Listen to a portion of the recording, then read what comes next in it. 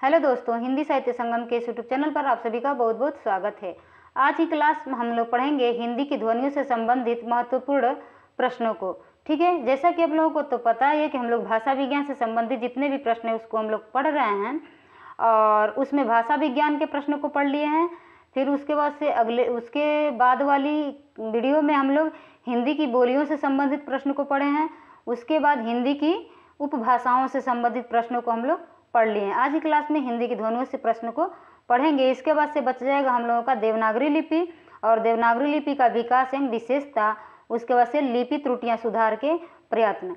ये टॉपिक बहुत ही महत्वपूर्ण है क्योंकि इससे प्रश्न बहुत सारे प्रश्न, कहने का मतलब 4-5 प्रश्न पूछे गए थे। ठीक है, तो चलिए शुरू करते हैं आज की क्लास को शुरू करने से पहले मैं आप लोगों को ये बता देना चाहती हूँ कि जो लोग इससे पहले वाली क्लास को नहीं देखे हैं वो लोग देख सकते हैं, क्योंकि जब तक आप लोग शुरू से भाषा विज्ञान क्लास को नहीं देखेंगे तब तक आप लोगों को समझ में नहीं आएगा। ठीक है, और जो अभ्यर्थी इस पर नया है और चैनल को सब्सक्राइब नहीं किए तो चैनल को सब्सक्राइब कर दें और ज़्यादा से ज़्यादा इसको शेयर करें। ठीक है, अगर क्लास अच्छी लगे तो लाइक करें। तो चलिए शुरू करते हैं आज का पहला प्रश्न। पहला प्रश्न है कि इनमें से कौन सी ध्वनि अवधि में नहीं है, और अवधि को और नहीं को आप लोग अंडरलाइन कर लीजिए क्योंकि अक्सर प्रश्न सही न पढ़ने से आंसर गलत हो जाता है। ठीक है, तो इनमें से कौन सी ध्वनि अवधि में नहीं है? ऑप्शन ए है क, बी है ड़, सी है न और डी है म। उत्तर हो जाएगा आपका ऑप्शन बी। ठीक है, ऑप्शन बी आपका उत्तर सही हो जाएगा। आइए जो इससे संबंधित महत्वपूर्ण तथ्य दिए गए हैं इसको हम लोग पढ़ते हैं। ठीक है, यहाँ दिया गया है कि अवधि में संस्कृत मूर्धन्य संघर्षी स का ख और तालव्य स का स रूप उच्चारण होता है और ड़ ध्वनि न में बदल जाती है। वह जैसे वेश भूख, शीतल शीतल, रावण रावण, हर्ष हर्ष हरख, बाण बाण इत्यादि। अवधि में ल ध्वनि प्राय र हो जाती है, ये भी ध्यान रखिए। र ध्वनि र हो जाती है और कभी ड़ ध्वनि भी र हो जाती है। जैसे तलवार को तरवारी लिखा जाता है और डाल को डारी, लड़का लरिका, पकड़ पकड़ी अक्सर अवधि में होता है। आप लोग ये शब्द जो डारी है, लरिका है, पकड़ी है, बाबा तुलसीदास जी यानी गोस्वामी तुलसीदास जी का जो रचित रामचरितमानस है उसमें आप लोगों ने जरूर देखा होगा और पढ़ा होगा। ठीक है, आइए प्रश्न नंबर 2 देखते हैं। प्रश्न नंबर 2 दिया है कि प्रसन्नता शब्द में कौन सी ध्वनि है? संयुक्त ध्वनि, संपृक्त ध्वनि, युग्मक ध्वनि, उपयुक्त में से कोई नहीं। उत्तर हो जाएगा आपका युग्मक ध्वनि। Option C is the right answer. जब एक ही ध्वनि का द्वित्व हो जाए, जब एक ही ध्वनि का द्वित्व हो जाए, द्वित्व का मतलब आप अभी ऊपर देखें एक ही व्यंजन 2 बार हो जाए तब वह युग्मक ध्वनि कहलाती है। जैसे अछूड़, उत्फुल्ल, दिक्कत। यहाँ अड़ है वो भी 2 बार है, यानी एक आधा है एक पूरा है। ल है एक आधा एक पूरा है और यहाँ क एक आधा एक पूरा है। बात करें प्रसन्नता की तो प्रसन्नता में भी आधा न और पूरा न है। इस तरह से यह युग्मक ध्वनियाँ कहलाती हैं। एक ध्वनि जब 2 व्यंजनों से संयुक्त होती है तब वह संपृक्त ध्वनि कहलाती है। जैसे संबल, कंपन इत्यादि। यहाँ कहने का मतलब ये है कि जो दोनों ध्वनियाँ हैं दोनों अलग अलग हों। यहाँ एक ही है, एक ही व्यंजन 2 बार आया है और यहाँ 2 व्यंजन एक आधा और एक पूरा हुआ है, तो थोड़ा सा अंतर इसको ध्यान रखिएगा। ये जो है वो संपृक्त ध्वनियाँ कहलाती हैं और यहाँ ये जो है युग्मक। युग्मक मतलब जोड़ा, इसी से भी अंदाज़ा लगा सकते हैं। युग्मक का अर्थ होता है जोड़ा, तो यानी डबल आ जाए, डबल आ जाए तो वहाँ युग्मक होती है और जहाँ आधा एक दूसरा और आधा दूसरा आता है वहाँ पर संपृक्त ध्वनियाँ होती हैं। ठीक है, यहाँ पर स और ब ध्वनियों के साथ म तथा क और प ध्वनियों के साथ म ध्वनि संयुक्त हुई है। 2 या 2 से अधिक व्यंजन ध्वनियाँ परस्पर संयुक्त होकर जब एक स्वर के सहारे बोली जाती हैं तो संयुक्त ध्वनियाँ कहलाती हैं। जैसे प्राण है, घ्राण है, क्लांत है, म्लान, प्रकर्ष, प्रकर्ष इत्यादि। संयुक्त ध्वनियाँ अधिकतर तत्सम शब्दों में मिलती हैं। ठीक है, बढ़ते हैं अगले प्रश्न की तरफ। प्रश्न नंबर 3, प्रश्न नंबर 3, यहाँ प्रश्न नंबर 3 दिया है, स्वर ध्वनि के प्रकार। स्वर ध्वनि के प्रकार दीर्घ, प्लुत, ह्रस्व, उपयुक्त तीनों। स्वर ध्वनि के प्रकार दीर्घ स्वर, प्लुत स्वर, हर्ष स्वर तीनों होता है। ठीक है, ऑप्शन डी आपका उत्तर सही हो जाएगा। स्वर के 3 भेद होते हैं, वो कौन कौन होते हैं? हर्ष स्वर, दीर्घ स्वर तथा प्लुत स्वर। ह्रस्व स्वर किसे कहा जाता है? जिन स्वरों के उच्चारण में अपेक्षाकृत कम समय लगता है वे ह्रस्व स्वर कहलाते हैं। इन्हें एक मात्रिक कहा जाता है। इनकी संख्या 4 है, अ, ई, उ, री, ये ध्यान रखिएगा। आगे है दीर्घ स्वर। जिन स्वरों के उच्चारण में मूल स्वरों से 2 गुना समय लगता है वे दीर्घ स्वर कहलाते हैं। इनकी संख्या 7 है। वो कौन कौन है? आ, बड़ी ई, बड़ा ऊ, ए, ऐ, ओ और औ। इन्हें द्विमात्रिक भी कहा जाता है। ठीक है, आते हैं अब प्लुत स्वर पर। प्लुत स्वर में क्या है कि जिन स्वरों के उच्चारण में मूल स्वरों से तिगुना समय लगता है वे प्लुत स्वर कहलाते हैं। ये प्रायः दूर से पुकारने के लिए प्रयुक्त होते हैं, इसीलिए उच्चारण की स्पष्टता के लिए इनके आगे एक गुरु लगा दिया जाता है। एस जो चिन्ह है ये गुरु बोलते हैं, इसको लगा दिया जाता है। इसका तात्पर्य है तिगुना समय। इन्हें त्रिमात्रिक कहा जाता है, जैसे ओम, हे राम आदि। इन सभी स्वरों का अनुनासिक उच्चारण भी होता है, जैसे आ, ई, ऊ, ए, ऐ, ओ, औ। ठीक है, आगे है प्रश्न नंबर 4 कि स्वरों के उच्चारण में लगने वाले समय को कहते हैं।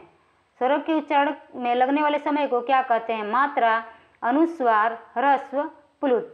उत्तर हो जाएगा आपका ऑप्शन ए, मात्रा कहते हैं। एक मात्रिक, द्विमात्रिक और त्रिमात्रिक अभी हम लोग पढ़े हैं। ठीक है, स्वरों के उच्चारण में लगने वाले समय को मात्रा कहते हैं। मात्रा या उच्चारण के आधार पर यह 3 प्रकार के होते हैं, ह्रस्व स्वर, दीर्घ स्वर और प्लुत स्वर। जिनके उच्चारण में कम समय यानी 1 मात्रा का समय लगता है उन्हें ह्रस्व स्वर कहते हैं। जिनके उच्चारण में ह्रस्व स्वर से भी अधिक समय 2 मात्रा का समय लगता है उन्हें दीर्घ स्वर, तथा जिनके उच्चारण में दीर्घ स्वर से भी अधिक समय लगता है उन्हें प्लुत स्वर कहते हैं। ठीक है, किसी को पुकारने या नाटक के संवादों में मंचन के लिए इसका प्रयोग किया जाता है। अगला प्रश्न है प्रश्न नंबर 5, सही कथन चुनिए। ऑप्शन ए है य और व ध्वनियाँ अर्धस्वर कहलाती हैं। ऑप्शन बी है कि व्यंजन का उच्चारण बिना स्वर की सहायता से हो सकता है। ऑप्शन सी है अवधेश का विग्रह अवधनधेश होता है। और ऑप्शन डी है हिंदी में व्यंजनों की संख्या 60 है। ठीक है, तो यहाँ तीनों ऑप्शंस गलत हैं। ऑप्शन ए सही है और ये ऑप्शन क्यों गलत है आइए देख लेते हैं। व्याकरण का उच्चारण बिना स्वर की सहायता से हो सकता है? ये कभी नहीं हो सकता, क्योंकि जब हम क लिखते हैं तो क में अ लगा होता है। ठीक है, इसको हम नहीं बोल पाएंगे, लेकिन जब क में अ लग हो जाएगा तो फिर हम इसको क बोल सकते हैं। अवधेश का विग्रह होता है अवधधन ईश, अवधधन ईश यानी अवध के राजा। ठीक है, अवध के देवता। और हिंदी में व्यंजनों की संख्या 60 नहीं होती है, बल्कि कितना होता है व्यंजनों की संख्या? 52। ठीक है,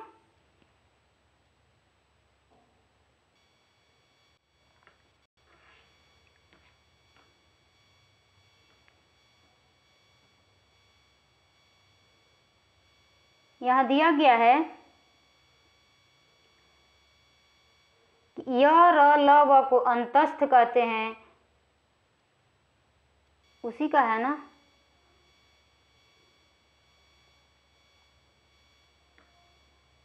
ये हो गया 5 हम लोग देख लिए। 5 के बाद छठा प्रश्न। छठा प्रश्न से पहले यहाँ दिया गया है, इसको पढ़ लेते हैं। यहाँ दिया है कि य, र, ल, व को अंतस्थ कहते हैं क्योंकि इनका उच्चारण व्यंजन तथा स्वरों के मध्यवर्ती सा लगता है। स्वर व्यंजनों के ये अंतः स्थिति से जान पड़ते हैं। इनका उच्चारण जीभ, तालु, दांत और ओष्ठों के परस्पर सटाने से होता है। इन चारों वर्णों को अर्धस्वर भी कहा जाता है और यही पूछा गया है। व्यंजन का उच्चारण बिना स्वर की सहायता से नहीं हो सकता। जब किसी व्यंजन में स्वर नहीं रहता तब उस व्यंजन के नीचे हल का चिन्ह लगा होता है, लगा दिया जाता है। अब आगे है कि हिंदी के प्रत्येक शब्द के अंतिम अ लगे वर्ण का उच्चारण हलंत सा होता है, जैसे रात, पुस्तक, मन इत्यादि। यदि अकारांत शब्द का अंतिम वर्ण संयुक्त हो तो अंत्य अ का उच्चारण पूरा होता है, जैसे सत्य, ब्रह्म, धर्म इत्यादि। व्यंजनों की संख्या 35 होती है। सॉरी, हम उधर क्या बोल दिए हैं, 52। स्वर व्यंजन दोनों वर्णमाला की संख्या बोल दिए हैं, ठीक है। 35 है, जिनमें ड ढ द्विगुण व्यंजन है। अवधेश का विग्रह वध धन ईश होता है, अतः दिए गए कथन में केवल विकल्प ए सही है।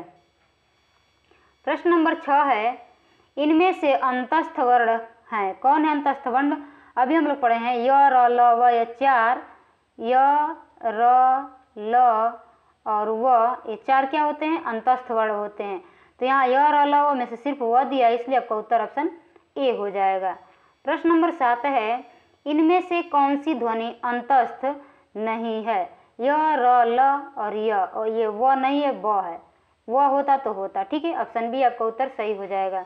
प्रश्न नंबर 8 है, इनमें से कौन सा, प्रश्न नंबर 8 दिया है कि इनमें से कौन सा वर्ण स्पर्श व्यंजन नहीं है? तो क से म तक 25 वर्ण जो हैं वो क्या हैं? स्पर्श व्यंजन में आते हैं। उसके बाद जो होगा वो स्पर्श व्यंजन नहीं होगा। क होगा, च होगा, ट होगा, य नहीं होगा, ठीक है। यह अंतस्थ व्यंजन में आएगा। प्रश्न नंबर 9 है, कामता प्रसाद गुरु ने बाह्य प्रयत्न के अनुसार व्यंजनों के कितने भेद माने हैं? 3, 5, 4, 2। उत्तर हो जाएगा आपका ऑप्शन 2। वो कौन कौन माने हैं? अल्प प्राण और बाह्य, अल्प प्राण और महाप्राण। बाह्य प्रयत्न के आधार पर जो 2 है वो है अल्प प्राण और महाप्राण। महाप्राण, महाप्राण 2 और 4 जो होते हैं, दूसरे स्थान पर, चौथे स्थान पर महाप्राण में आते हैं, और 1, 3, 5 जो है अल्प प्राण में आते हैं, ठीक है। 1, 3, 5 का मतलब क, ग और अंग अल्प प्राण में और ख और घ महाप्राण में। दिया गया है आगे कि कामता प्रसाद गुरु ने अपनी पुस्तक हिंदी व्याकरण में उद्धृत किया है कि बाह्य प्रयत्न के अनुसार व्यंजनों के 2 भेद हैं, अल्प प्राण तथा महाप्राण, ठीक है। प्रश्न नंबर 10 देखते हैं। प्रश्न नंबर 10 है, निम्नलिखित में कंठ ध्वनियां कौन सी हैं? क, ख, य, र, च, ज, ट, ड़। तो कंठ ध्वनियां, क वर्ग कंठ ध्वनि होती है, क वर्ग कंठ ध्वनि होती है, और च वर्ग जो है तालु वर्ण होती है, ट वर्ग जो है मूर्धा वर्ण होता है, मूर्धा, मूर्धा। त वर्ग जो है दंत होता है, और प वर्ग ओष्ठ वर्ण होता है, ओष्ठ वर्ण होता है, ठीक है। इसलिए आपका उत्तर हो जाएगा ऑप्शन ए, क और ख।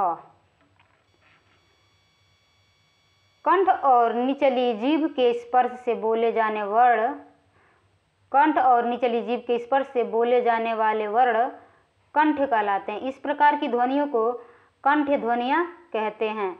इसके अंतर्गत अ, आ, क वर्ग में क, ख, ग, अंग, ह और विसर्ग आते हैं। इसको याद करने का एक सूत्र होता है अकुह विसर्जनीय नाम कंठ। अकुह का मतलब अ का मतलब अ, आ, कु का मतलब क वर्ग, ह का मतलब ह, अकुह विसर्जनीय में यानी विसर्ग यानी विसर्ग, ठीक है। इसमें सब आ गया, अकुह विसर्जनीय कंठ, ये सब कंठ से बोले जाते हैं। अन्य महत्वपूर्ण तत्व में क्या दिया है, आइए देख लेते हैं। दिया है कि तालु और जीभ के स्पर्श से बोले जाने वाले वर्ण तालव्य कहलाते हैं। इसके अंतर्गत ई, च वर्ग, च, छ, ज, झ, य और स आते हैं। इचुए सलाम तालु। मूर्धा और जीभ के स्पर्श से बोले जाने वाले वर्ण मूर्धन्य कहलाते हैं। इसके अंतर्गत री, ट वर्ग, ट, ठ, ड, अ, र और स आते हैं, मूर्धन्य स। ऋतु रसाराम मूर्धा। दांत और जीभ के स्पर्श से बोले जाने वाले वर्ण दंत्य कहलाते हैं। इसके अंतर्गत त वर्ग, त थ द ध न, ल और स आते हैं। ऋतु लसानाम दंत इसका सूत्र होता है। और आगे है कि दोनों ओठों के स्पर्श से बोले जाने वाले वर्ण ओष्ठ कहलाते हैं। इसके अंतर्गत उ बड़ा ऊ तथा प वर्ग प फ ब भ म आते हैं। उपपद ध्वनिया नाम ओष्ठव। कंठ और तालु में जीभ के स्पर्श से बोले जाने वाले वर्ण कंठ तालव्य कहलाते हैं और इसके अंतर्गत ए तथा अय आते हैं और इसको ध्यान रखिएगा। कंठ द्वारा जीभ और ओष्ठों के कुछ स्पर्श से बोले जाने वाले वर्ण कंठोष्ठ कहलाते हैं। इसके अंतर्गत ओ और वो औ आते हैं कंठोष्ठ में। ठीक है। दांत से जीभ और ओठों के कुछ योग से बोला जाने वाला वर्ण दंतोष्ठ कहलाता है और वह अकेले होता है। व और या कई बार पूछा जाता है, इसको ध्यान रखिएगा। प्रश्न नंबर 11 है कि उच्चारण के स्थान पर यों व्यंजन क्या है? तालव्य, मूर्धन्य, कंठ्य, ओष्ठ्य। कंठ तालु अकुह नाम कंठ और इचुएसा नाम तालु। तो यहाँ हो जाएगा आपका उत्तर तालव्य। Option A is right answer. प्रश्न नंबर 12 है हिंदी की मूर्धन्य ध्वनियाँ हैं। कौन है मूर्धन्य ध्वनियाँ? च छ ज झ, ट ठ ड ढ, प फ ब भ, त थ द ध। मूर्धन्य ध्वनियाँ हैं ऋतु रसाणाम मूर्धा यानी ट ठ ड ढ। ऑप्शन बी आपका उत्तर सही हो जाएगा। प्रश्न नंबर 13 उच्चारण की दृष्टि से वह ध्वनि क्या है? दंत्य, दंतोष्ठ, कंठ तालव्य, तालव्य। दंतोष्ठ जो है एकलवता है व। आपका उत्तर हो जाएगा ऑप्शन बी। प्रश्न नंबर 14 है कि निम्नलिखित ध्वनियों में कौन सा दंतोष्ठ है? अभी हम लोग पढ़े हैं थ, फ, म, व। उत्तर हो जाएगा ऑप्शन डी व। प्रश्न नंबर 15 हिंदी की ओष्ठ्य व्यंजन ध्वनि है। ओष्ठ्य उपपद ध्वनिया नाम ओष्ठव। अ, थ, भ, ज। ऑप्शन सी आपका उत्तर सही हो जाएगा भ। प्रश्न नंबर 16 निम्नलिखित में से हिंदी की कंठ्य ध्वनि है। बड़ी, त, फ, ह। अकुह विसर्जनीय नाम कंठ यानी ऑप्शन डी आपका उत्तर सही हो जाएगा। प्रश्न नंबर 17 निम्नलिखित में ओष्ठ ध्वनि नहीं है। ध्यान रखिएगा, ओष्ठ ध्वनि नहीं है पूछ रहा है। च में, प में, भ में, म में। उपपद ध्वनि नाम ओष्ठ हो यानी प वर्ग में ओष्ठ होगा। अब च में तालु होगा। उत्तर हो जाएगा ऑप्शन ए च में। प्रश्न नंबर 18 द ध्वनि का उच्चारण स्थान के आधार पर होता है। त थ द ध तालव्य, दंत्य, कंठ्य, ओष्ठ्य। उत्तर हो जाएगा आपका दंत्य। ऑप्शन प्रश्न नंबर 19 दिया है कि निम्नलिखित में से कौन मूर्धन्य ध्वनि नहीं है? ऋतु रसाणाम मूर्धा ट ठ ड ढ मूर्धन्य में आएगा ट ठ ड ढ। ये नहीं होगा ढ, ये द्विगुण व्यंजन में आएगा। ये द्विगुण व्यंजन में आएगा। ठीक है। आगे है प्रश्न नंबर 20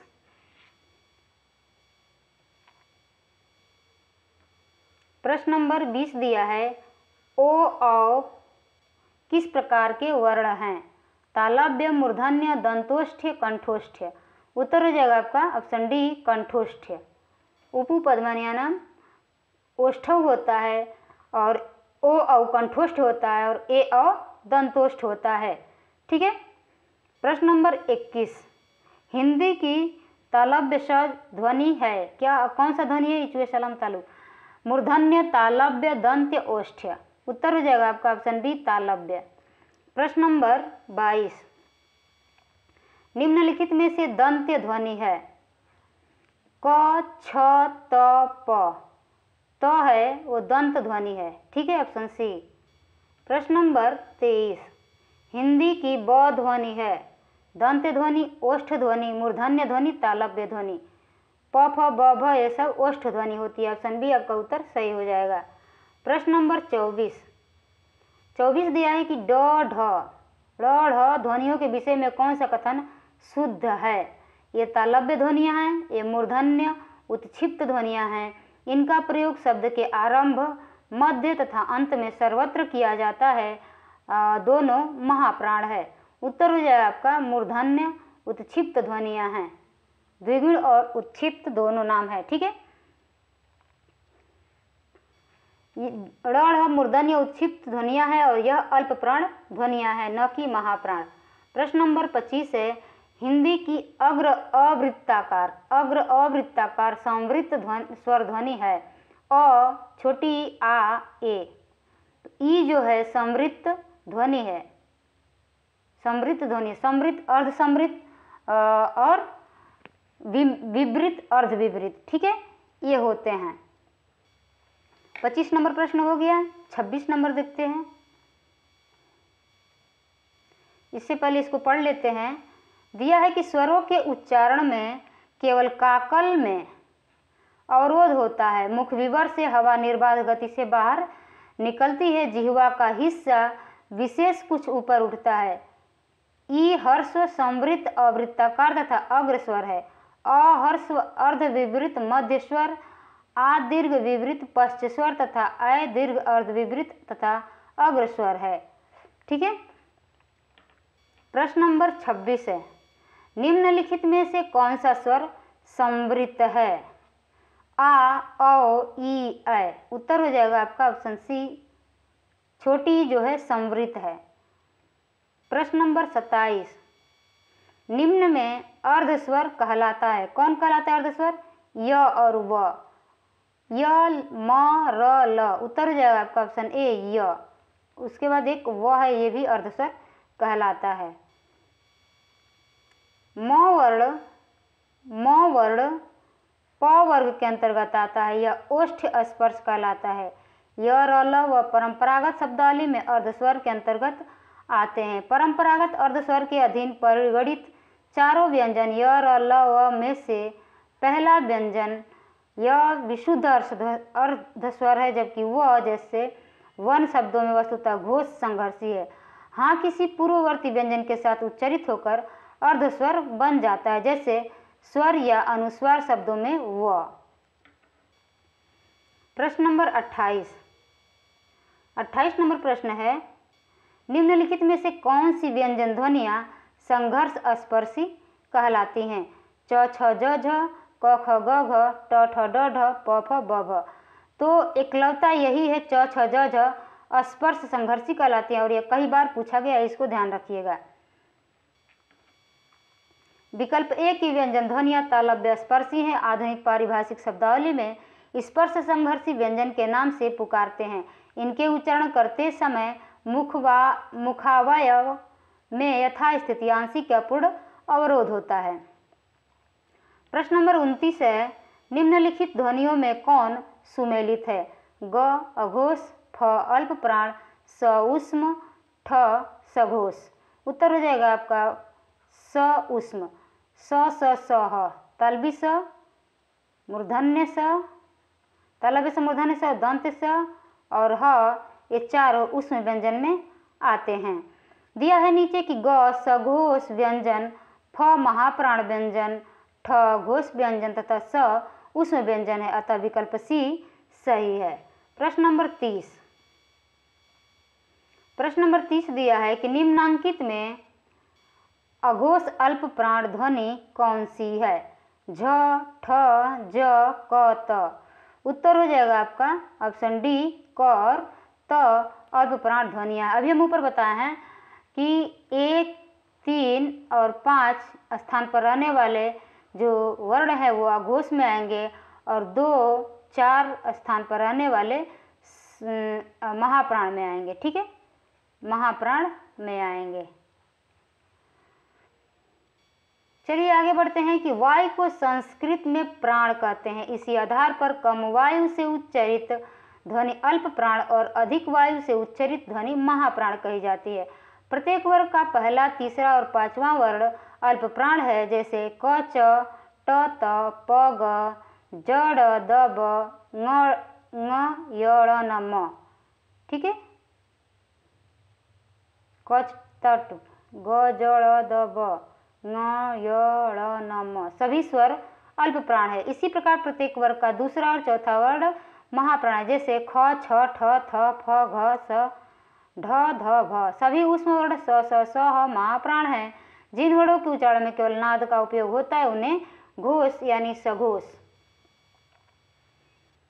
वर्ण कहते हैं। स्पर्श वर्णों में प्रत्येक वर्ग का तीसरा, चौथा और पांचवा वर्ण जैसे ग घ अंग ज झ इ ड ढ अ द ध न ब भ म इत्यादि और सभी स्वर वर्ण तथा य र ल व ह घोष सघोष वर्ण हैं। जिन वर्णों के उच्चारण में नाद की जगह केवल श्वास का उपयोग होता है वे अघोष वर्ण कहलाते हैं।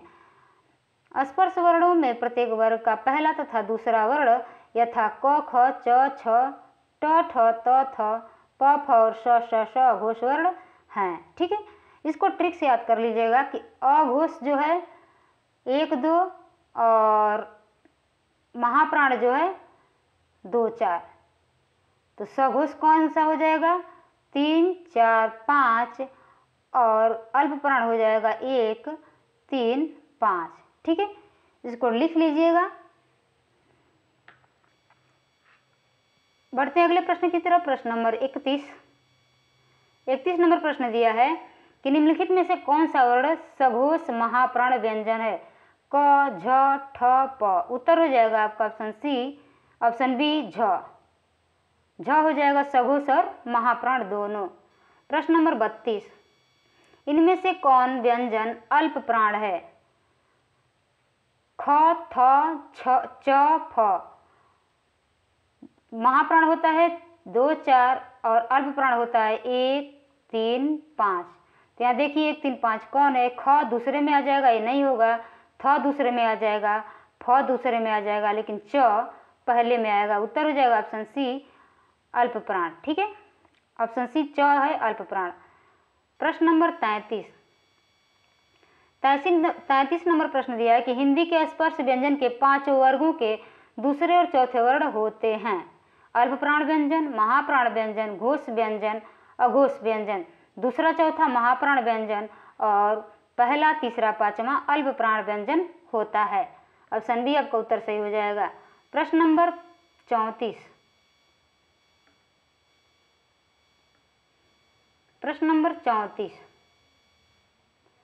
निम्नलिखित व्यंजनों में कौन महाप्राण है। 2 4 पर क ग ङ ठ उत्तर हो जाएगा आपका ठ। ऑप्शन डी आपका उत्तर सही हो जाएगा। प्रश्न नंबर 35 महाप्राण ध्वनियां व्यंजन वर्ग में किससे संबंधित है। दूसरा और चौथा, पहला दूसरा, दूसरा तीसरा, दूसरा चौथा, पहला चौथा। उत्तर हो जाएगा ऑप्शन सी दूसरा चौथा और पहला तीसरा पांचवा अल्प प्राण में आ जाएगा। प्रश्न नंबर 36 निम्न में से कौन एक अल्प प्राण ध्वनि है। क ख घ ध उत्तर हो जाएगा आपका ऑप्शन ए क। प्रश्न नंबर 37 तलव्य समूर्धन्य से दंत स के अंतर्गत आते हैं। किसके अंतर्गत आते हैं। ऊष्म, स्पर्श, अंतस्थ, संयुक्त। उत्तर हो जाएगा आपका ऊष्म। स्पर्श क से म, अंतस्थ य र ल व। ठीक है, य र ल व। संयुक्त छ त्र ज्ञ स्र। ठीक है, आगे दिया है कि तलव्य समूर्धन्य स दंत सह ऊष्म व्यंजन के अंतर्गत आते हैं। ऊष्म व्यंजन वे हैं जिनका उच्चारण मुखांगों के घर्षण से उत्पन्न ऊष्मा से होता है। ये महाप्राण व्यंजन के अंतर्गत आते हैं। अगला प्रश्न है 38 नंबर, इनमें से ऊष्म व्यंजन नहीं है। ह मूर्धन्य स, तालव्य स, ल। उत्तर हो जाएगा आपका ऑप्शन डी ल। ल क्या है। पार्श्विक। ठीक है, और अंतस्थ दोनों में आएगा। प्रश्न नंबर 39 उच्चारण की दृष्टि से तलव्य मूर्धन्य स दंत स व्यंजन किस प्रकार के हैं? अंतस्थ, वर्त्य, उष्म, तालव्य। उत्तर हो जाएगा आपका उष्म, इसमें ह भी आ जाता है। ठीक है, अंतस्थ य र ल व, वत्स्य न स र ल। ठीक है, और तालव्य में इचु ऐसा नाम तालु, ई बड़ी छोटी, च वर्ग, य श। ठीक है,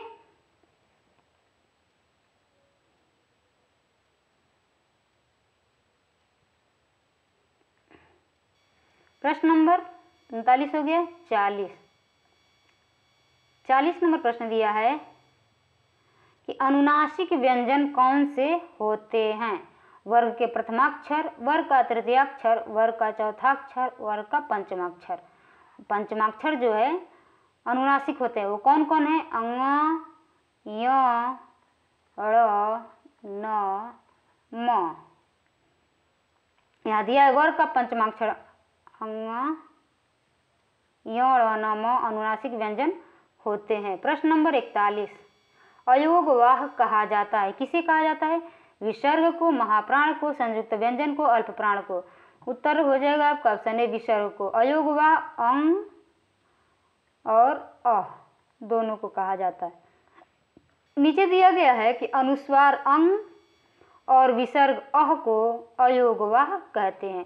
ये ध्वनियां न तो स्वर हैं और न ही व्यंजन, ध्यान रखिएगा, फिर भी अर्थ का वहन करती है। पंडित किशोरीदास वाजपेयी के शब्दों में इनकी स्वतंत्र गति नहीं, इसलिए ये स्वर नहीं है और व्यंजनों की तरह ये स्वरों के पूर्व नहीं पश्चात आते हैं, इसलिए व्यंजन नहीं है। वर्णों की दोनों श्रेणियों में किसी के साथ इनका जातीय योग नहीं है, इसलिए इन दोनों ध्वनियों को अयोगवाह कहते हैं। प्रश्न नंबर 42 है कि हिंदी में अनुस्वार किस ध्वनि का सूचक नहीं है? ध्यान रखिएगा, नहीं है पूछ रहा है। अंग, य, ड़, य। उत्तर हो जाएगा आपका य, क्योंकि 5 होते हैं। वो कौन कौन को होते हैं? अंग, य, ड़, न, म। ठीक है, यही 5 होते हैं। अंग, य, ड़ अनुस्वार ध्वनियाँ है, जबकि यह अंतस्थ व्यंजन है। प्रश्न नंबर 43, वर्णमाला किसे कहेंगे? शब्द समूह को, वर्णों के संकलन को, शब्द गणना को, वर्णों के व्यवस्थित समूह को। ऑप्शन डी उत्तर सही हो जाएगा। वर्णों के व्यवस्थित समूह को वर्णमाला कहते हैं। वर्ण या अक्षर उस ध्वनि को कहते हैं जिसके टुकड़े नहीं हो सकते हैं, अर्थात भाषा की सबसे छोटी इकाई है। व्यंजन और स्वर के संयुक्त रूप को अक्षर कहते हैं या वर्णों के व्यवस्थित समूह को वर्णमाला कहते हैं। हिंदी के लिए प्रयुक्त देवनागरी लिपि में कुल 52 वर्ण हैं, जिनमें 11 स्वर, 2 अयोगवाह, 33 व्यंजन, 2 द्विगुण व्यंजन तथा 4 संयुक्ताक्षर आते हैं। ठीक है, प्रश्न नंबर 44, हिंदी भाषा में कितने व्यंजन हैं? 21, 33, 36, 40। उत्तर हो जाएगा ऑप्शन बी 33। प्रश्न नंबर 45,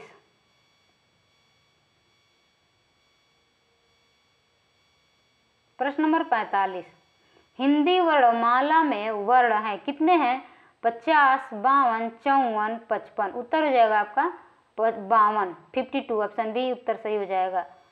प्रश्न नंबर 46, व्यंजन और स्वर के संयुक्त रूप को क्या कहते हैं? वर्ण, ध्वनि, अक्षर, वाक्य।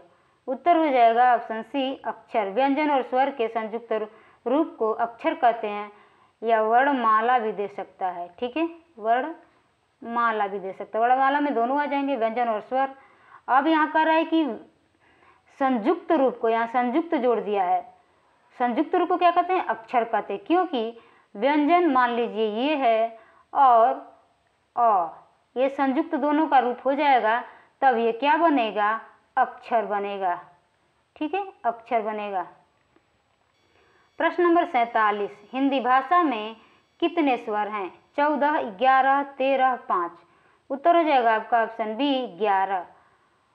अ, आ, छोटी, बड़ी, छोटा ऊ, बड़ा ऊ, री, ए, ऐ, ओ, औ कितना हो गया? 1 2 3 4 5 6 7 8 9 10 11, 11 स्वर वर्ण हैं। बच गए अब अंग, अह, ये हैं अयोग वाह। ये क्या है? अयोग वाह। ठीक है। प्रश्न नंबर 48, भाषा की सबसे छोटी इकाई कौन सी है? शब्द, व्यंजन, स्वर, वर्ण।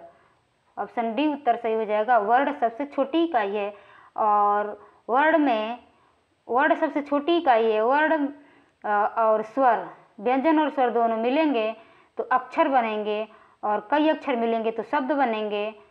ठीक है। और व्यंजन और स्वर मिलेंगे तो अक्षर बनेंगे। ठीक है। इसलिए यहाँ आपका उत्तर हो जाएगा ऑप्शन डी। प्रश्न नंबर 49, भाषा की सबसे छोटी इकाई है, क्या है? शब्द, मात्रा, वर्ण, कोई नहीं। उत्तर हो जाएगा ऑप्शन सी वर्ण। प्रश्न नंबर 50, मात्रा स्वर को क्या कहते हैं?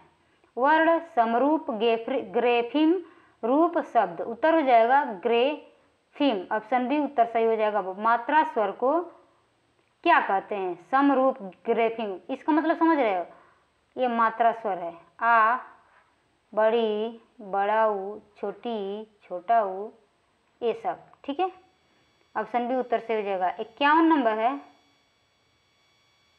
इससे पहले इसको देख लेते हैं कि जो स्वर न अग्र रेखा के समीप है न पश्च रेखा के, केंद्रीय स्वर कहलाते हैं। अ ऐसे ही स्वर है। नागरलिपि में मात्रा पद्धति है। ये मात्राएं स्वरों के चिन्ह होती हैं। जब कोई भी व्यंजन किसी स्वर के साथ आता है तब उसके साथ पूरा स्वर नहीं लिखा जाता है, केवल स्वर की मात्रा लिखी जाती है। मात्रा स्वर की समरूप ग्रेफिम कही जाती है। हिंदी स्वर ध्वनियों में प्रथम 6 स्वर और उनकी मात्राएं इस प्रकार हैं। कौन कौन है आइए देखते हैं।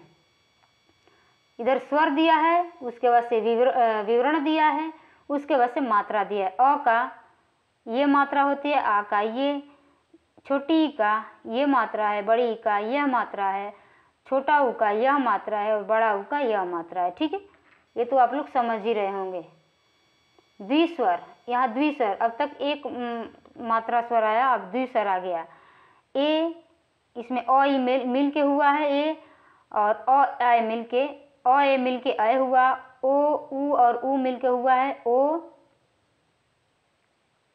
यहाँ गलत लग रहा है। ऊ और ओ मिलके अ और ऊ मिलके होगा। ठीक है। यहाँ थोड़ा मिस्टेक हो गया है। प्रश्न नंबर 51 है, स्र एक संयुक्त व्यंजन है जी, इसमें किन 2 वर्णों को सम्मिलित किया गया है? स और र वर्ण को, तालव्य मूर्धन्य स और र वर्ण को, तालव्य स और र वर्ण को, स्र और अ वर्ण को। उत्तर हो जाएगा ऑप्शन सी, तालव्य स और र वर्ण को मिलाकर स्र बना है। ठीक है। हिंदी में 4 संयुक्त व्यंजन है और ये इसको पूछा जाता है कि कौन किससे मिलके बना है, जिसका निर्माण 2 व्यंजनों के योग से हुआ। ये 4 हैं इस प्रकार। छ का हो जाएगा क और मूर्धन्य स, त्र का हो जाएगा त और र, ज्ञ का हो जाएगा ज और इय, स्र का हो जाएगा श और र। 52 नंबर प्रश्न दिया है कि लिखित भाषा में विचारों को कैसे व्यक्त करते हैं? संकेतों के द्वारा, बोलकर, लिखकर, सुनकर। जाहिर सी बात है कि जब हम विचारों को व्यक्त करेंगे लिखित भाषा में तो उसको लिखकर ही करेंगे। ऑप्शन सी उत्तर आपका सही हो जाएगा। जब व्यक्ति किसी दूर बैठे व्यक्ति को पत्र अथवा पुस्तकों एवं पत्र पत्रिकाओं में लेख द्वारा अपने विचार प्रकट करता है तब उसे भाषा का लिखित रूप कहते हैं। प्रश्न नंबर 52 हो गया। 53 देखते हैं।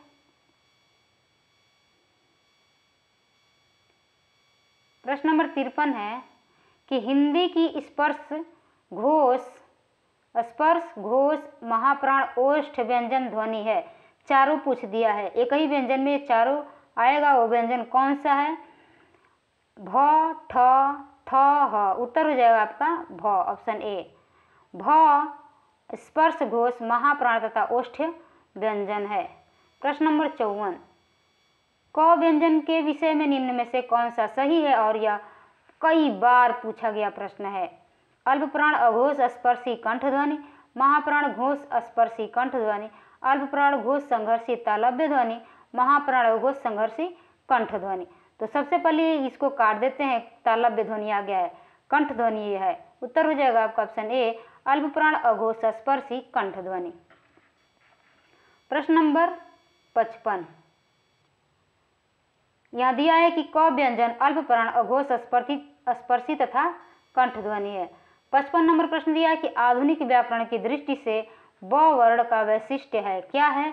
ओष्ठ्य स्पर्श अल्प प्राण अघोष निर्नुनासिक, द्योष्ठ्य स्पर्श अल्प प्राण घोष निर्नुनासिक, द्योष्ठ्य स्पर्श संघर्षी अल्प प्राण अघोष निर्नुनासिक, ओष्ठ्य स्पर्श महाप्राण सघोष निर्नुनासिक। उत्तर हो जाएगा ऑप्शन बी, द्योष्ठ्य स्पर्श अल्प प्राण घोष निर्नुनासिक। ठीक है, आधुनिक व्याकरण की दृष्टि से ब वर्ण का वैशिष्ट्य दंत द्योष्ठ्य व स्पर्श अल्प प्राण घोष और निर्नुनासिक है। प्रश्न नंबर 56 है कि पाणिनीय शिक्षा में ध्वनियों को वर्गीकृत करने के कौन से 5 आधार स्वीकृत किए गए हैं या स्वीकार किए गए हैं? स्वर, काल, स्थान, संवाद, नाद। स्वर, स्थान, काल, प्राण, सुर। काल, प्रयत्न, स्थान, प्राण, अनुदात्त। स्वर, काल, स्थान, प्रयत्न, अनुप्रदान। उत्तर हो जाएगा आपका ऑप्शन डी। ठीक है, ऑप्शन डी। पाणिनि ने लिखा है कि आत्मा बुद्धि के द्वारा अर्थों को जानकर दूसरों को बतलाने की इच्छा से मन को प्रेरित करता है।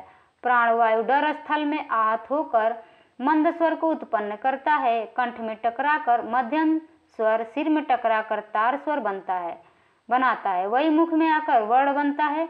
वर्णों के विभाग भी स्वर से, काल से, स्थान से, प्रयत्न से और अनुप्रदान से तय होते हैं। अब अगला प्रश्न है, प्रश्न नंबर कितना हो गया? 56।